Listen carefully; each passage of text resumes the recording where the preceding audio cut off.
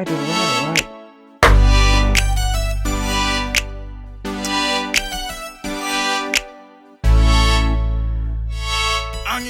So when I first received the song, I wasn't told the name of the song, right? So I had to listen to it maybe 2-3 times, and I had more or less this idea of what I had or how I thought the music video would look like. So when I listened to the song, at least it invoked sort of this grassroots feeling to me. But it took me home in a sense, like his Lalin, if I'm making any sense, you know, like grassroots, where it's like, because you listen to the verses, you listen to Cnoja, you listen to Flash, the opening the opening verse after the hook, they basically tell their story of their come up in terms of like their struggles, their background, and you know, it gave me that warm fuzzy feeling inside, which, ooh, this is nice. I like this a lot. So initially I had pictured like sunset, sunrise vibe, light leaks, warm, you know. So, and then as a matter of fact, I thought the name of the song was Sikote. So yeah, name of the song turned out to I know it's Phuma Langa Sikote, which means I'm gonna try what's come out sun. No, come out sun. So you basically Phuma Langa means come out sun. Yeah, not come out sun. Come out sun. And what English shit. That thing you do when like there's like a fire or something, and then you put your hands out for warmth. I don't know what you call that in English. When you feel something for warmth, you're calling out to the sun that it may shine its rays on you so that we can feel the warmth. So come out sun, so that we can embrace in your warmth, so that we can feel your warmth. I think that's the best way I can translate it. The meaning behind it for me was just more a thing of like, obviously these things, they're not, you don't take them at face value, but like the meaning it invoked to me was that of it can mean two things. It can talk about the darkness before the sun comes out, so the darkness before the dawn, when it's dark times, and then light. Can talk about that. And then it can also mean when the sun is trapped behind clouds. So even if it's like during the day, but that feeling of like a cold, have you ever experienced like a cold day, like when it's cold and then like the sun is trapped behind the clouds, and then when the clouds reveal the sun, and then the warmth sort of shines on everything, and then yeah, that's the feeling. As far as the treatment went, as I said, initially the look I had going for it, what I tried to evoke was that warmth, this that warmth. Yeah, basically it's that warmth. So your yellowy warm color tones, sun, that type of thing. And the shoot was to take place at Cnoja. I wasn't familiar with those places, so there wasn't too much of a point in me storyboarding it, because it's not like I was gonna build a set out there. I was gonna get there and start shooting. I did a bit of research, Googled the place. Okay, this is what we're looking like. On the day of the shoot, packed my stuff, was ready to go, headed out. Literally as I'm leaving the city, car breaks down. I dive a little bit into that in another video, but long story short, was able to call Tabang pulled through, and we made the trip. So we were delayed a little bit, but we ended up making the trip. Arriving King Williamstown, and then Imagine what I said initially, Ukuti. I had this idea of this warm, light-filled video. Turns out it was a cloudy day, and so cloudy weather is generally one of the best conditions to shoot in, with regards to the skin, and the time of day. Because I think we started shooting at about 2 o'clock, two past 2, 3 o'clock. So had it been sunny, would have had to deal with hot sunlight and all the things that come with the sunlight. Unfortunately, couldn't go forward with what I had initially intended, with what I had in mind. But it wasn't a train smash. Part of the gig is that you are versatile and you're able to adjust with the situation. Again, normally when you're not familiar with the place, you've never been to the place, and you are getting to the location first time and you're going to shoot, don't expect anything to go the way you anticipate. Yeah, I think that's good advice. Get there, first location, Sekonga, that's a men's. So, or a men's. Popular location in King Williamstown. So normally what would happen is that you would have people watching and standing by. Took the first scene on the parking lot. So outside the main building, a men's, I think it was closed. Yeah, I think it was closed. So there's the curbside, and then across the road there's the parking, unpaved parking. So that's where we did our first take. Took wide angle take, and then took a tight angle take. Did a few of those with each of the artists. Did performance shots for each of the artists, and then did tight B-roll takes for each of the artists. It was fitting that they were wearing white. It kind of matched with the whole weather. So from there, at that point, I had already knew what the final look of the video was gonna look like, in terms of like the color grade and everything, you know. So yeah, had a few fans of Flash scream and then come to say hi, you know, which was cool. Capture a little bit of that. These are the things that you don't plan for, but you kinda make sure that your camera's on. You know, you never know what you might get. When we're done at the parking lot, moved across in front of the main building. You know, that's sort of the staple of this of the town, where it's like Kuseme. It's kind of like East London, where you talk about the stairs. Well, okay, sure, the stairs.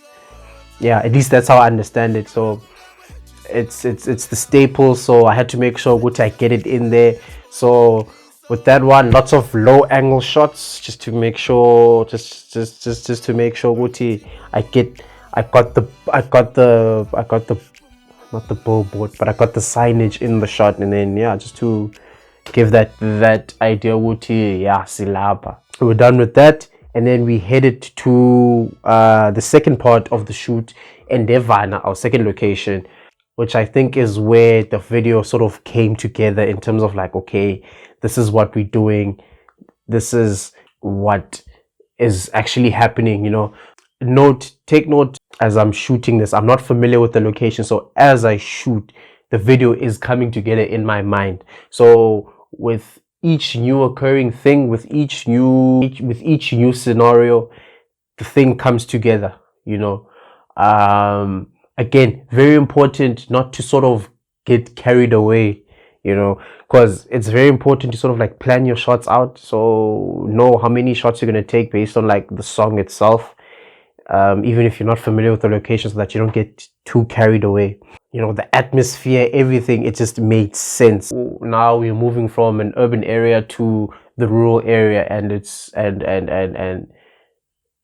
and we have basically this entourage that I'm traveling with. We have this icon of the community, wow, yo guys, it sort of came together. It was like, okay, I know this is what we're doing.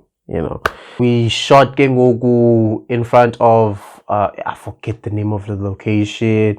I'll pop it up here on screen. It's the local spaza shop and tavern. This is what I'm assuming to be the central hub of the location. We ended up focusing not so much on a group performance take, but focusing more on individual performance shots for the artists. Remember, I said Uguti, the song invoked the feeling of the grassroots, the come up, where I'm coming from to get to where I am today. That's particular with the verse Cnoja no Flash, the first verse. We had Cnoja stand, I had him stand in front of a shack. This he pointed out to me, okay, this is where I wanna stand. I wanna stand here. Shoot me from here. We that's where we shot it. So interestingly enough, what had happened was the first part that we shot in Eqonce was cloudy, and then we moved. I think now it's about maybe 4 or 5 p.m. We moved to Endevana.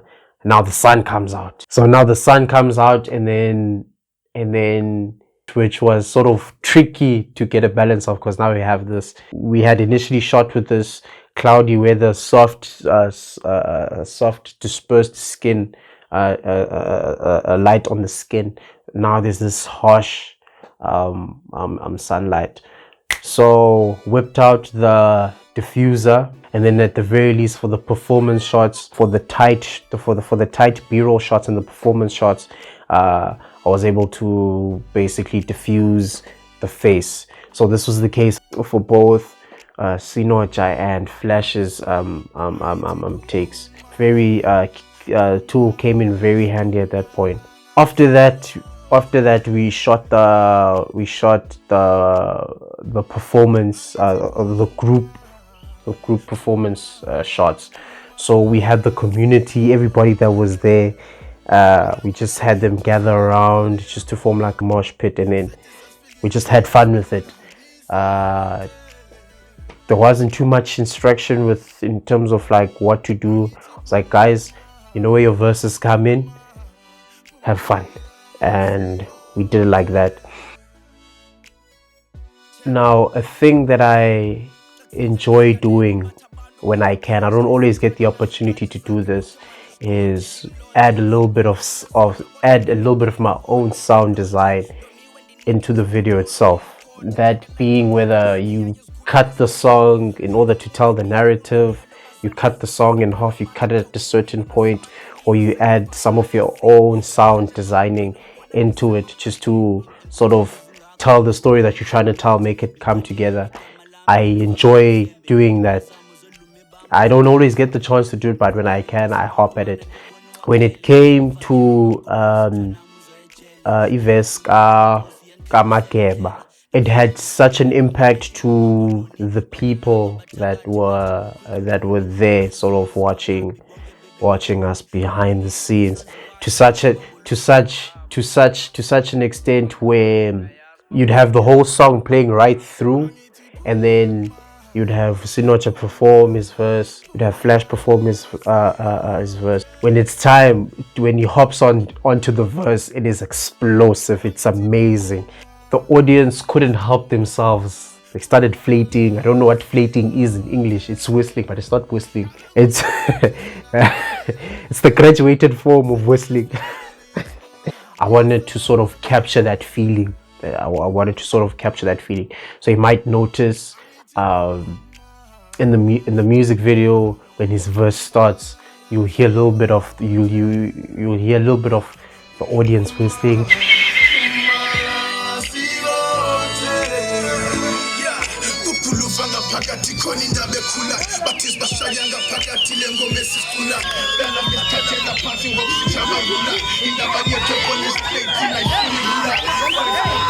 So yeah, for me, it's those little things, but for me, it's one of my highlights as an editor. It for me is a way to sort of to add on to what is already a complete song, So you have your producer, your artist that works on the song, and then you have me.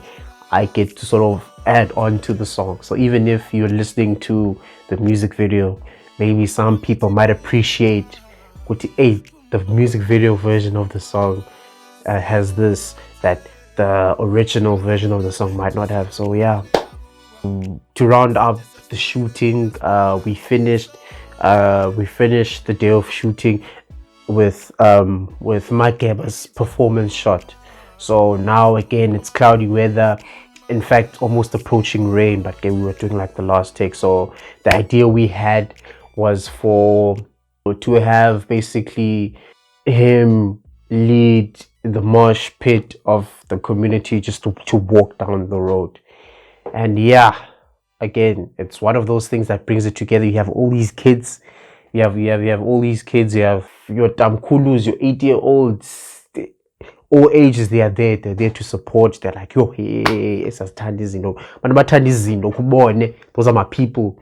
You had that come together, and then we have now the mosh. We have the people coming now, walking down, and then we have. And so the interesting part, how I got the B-roll of the kids performing, is I basically said, okay, this is what we're recording for Mageba's performance shot. So it's not about Flash, it's not about Cnoja. This is Mageba's shot, so he's the focus now. And so when he performs, he'll come up to the front, more or less. I'll focus on him in terms of the camera. And then when he's not performing, everybody vibe to the song. So literally, people were vibing to the song in between Mageba's performance shots. That's when I got the chance to sort of zoom in, go around, get everyone's reaction, everybody's live raw. And yeah, man, you kind of see it make it into the final. Into the final edit. And yeah, man, I think that was cool. And then yeah, after that, I think it started to rain. Did it start to rain? Yes, it started to rain, and so that was a good point to call it a day. The color grade. So the look I was going for what I decided to do was to sort of get the color grade, the look that I was going for. Then I'll worry about the order of the clips. I mentioned initially Uguti, most of the shot was mainly cloudy, and the color, by the way, the colors that they were wearing white. So I wanted to go with that. Sky was gray, they were wearing white, so I wanted this sort of white-ish, this high luminance feel in terms of the color grade, and so that's what I went for.